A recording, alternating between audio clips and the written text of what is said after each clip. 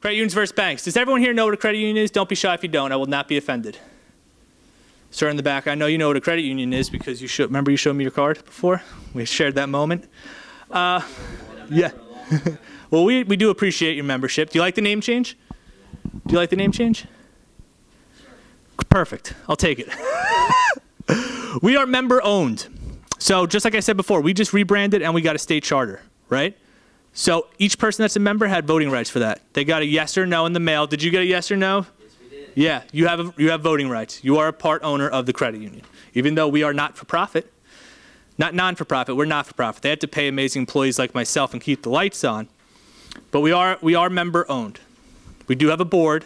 It's not a paid board, but we do have a board. And our members are also part of that ownership, and you have voting rights attached to it. We actually have a annual meeting every year where our members are invited to join, sit in. They have yay or nay rights, which is pretty funny because everyone's like yay, and then like nay, like you always see in the movies. And then we have 2 people show up for that out of tens of thousands of members. So if you guys want to join and come, that would be nice. And there's a big one right here. We are funded by NCUA, or we're insured up to $250,000 by NCUA. There's a question I get a lot. Banks are what? FDIC, right? Same dollar amount as a bank.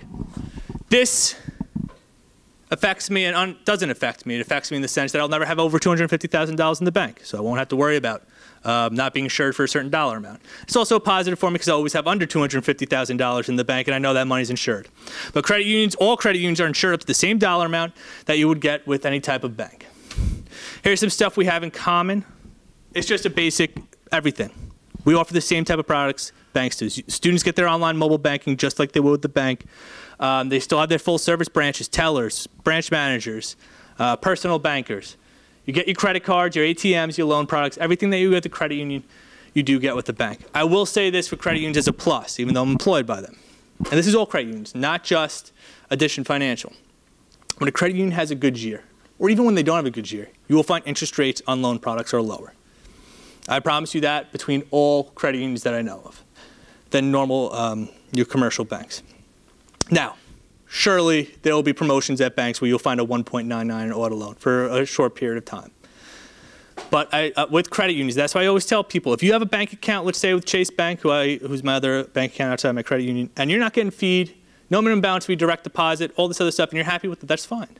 But there will be a time when you need to refinance your car, or you want a new car loan, or you want a mortgage. And with a loan, you want that customer service, right? Always look at credit unions. Fairwinds, McCoy, us, Mid-Florida. This isn't a shout out just to Addition Financial. For students as well, they don't understand how important interest rate is attached to their loan. They apply for a car loan. They don't get the difference of a 5-year and a 7-year loan. We could all afford a Maserati in this room. We're just paying for it for 12 years, right? That's why I find with students a lot is they're like, well, I have my budget. I can afford this much a month with a car loan. So originally they'll get that 5-year offer. It's above what they could afford a month, and then they'll just stretch it out for 7 years. They got that interest rate for a long time. So interest rate is important. When a student has a question about a loan or they want some type of membership, don't always point them towards credit unions. This isn't supposed to be a plug for that, but I am saying that to have that knowledge that credit unions do offer lower interest rates and they are in better hands is something that they'll benefit from because they will have the opportunity to get a lower interest rate. We all know banks, I won't go over all those bullet points. They are open to the general public. That's a huge plus. If I go to California, I know there's a Chase on every single street that I go on, right? I would say there's a Chase at every single state, but it's every single street at this point. They are public companies, so when a bank has a good year, their shareholders benefit from it. Not that it's a bad thing, because everyone, they should be investing in some kind, and people that are shareholders in banks, you want them to succeed because you want to do well on your shares, correct? So that's not a bad thing. That's not there to say banks are bad because they're public companies. It's just they're different than credit unions, and these are the main differences. All these slides, by the way, are open to everyone in the room. I did not print them, because for some reason they were only coming out in color on my printer, and that's a lot of vivid blue.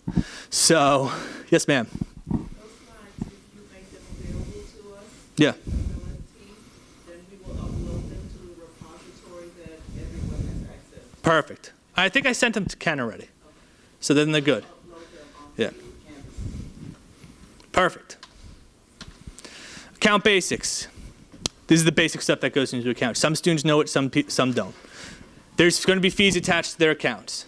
They'll need to know what documents are required, proof of residency, sometimes their college ID.